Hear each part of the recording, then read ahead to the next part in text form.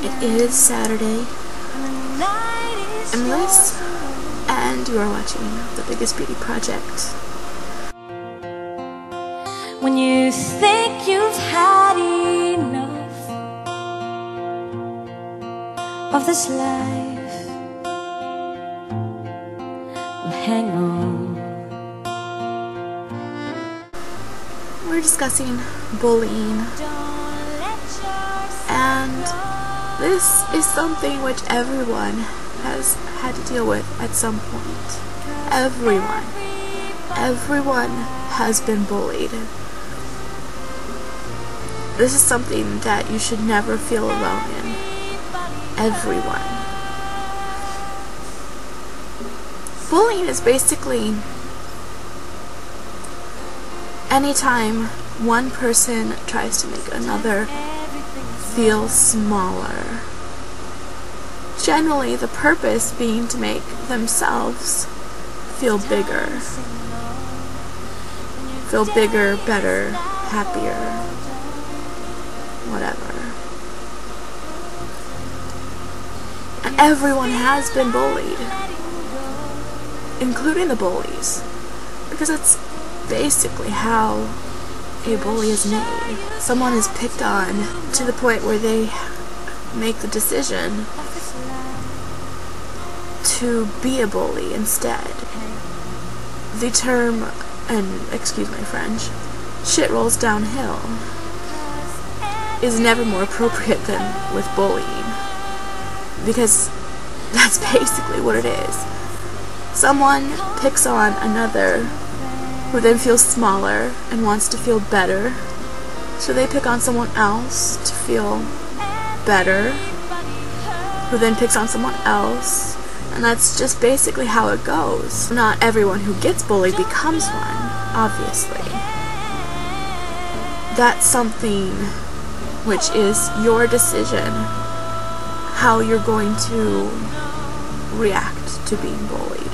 The hardest part is that making that decision to not allow it to turn you into a bully or to turn you into a coward.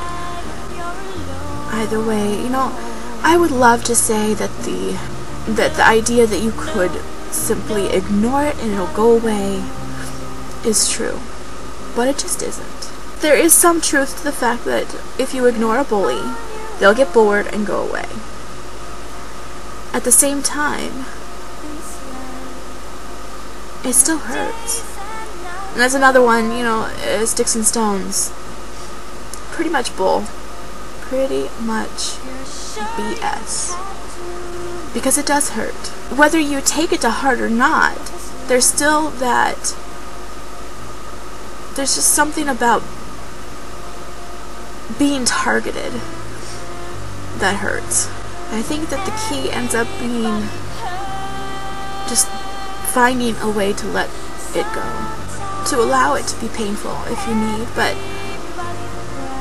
then to be able to just accept that this person is someone who you should really pity, because their lives are so sad that they can only make themselves feel better by making you feel worse. That's the way I deal with bullying. And by the way, YouTube, it's a play yard full of bullies. Every single troll is a bully.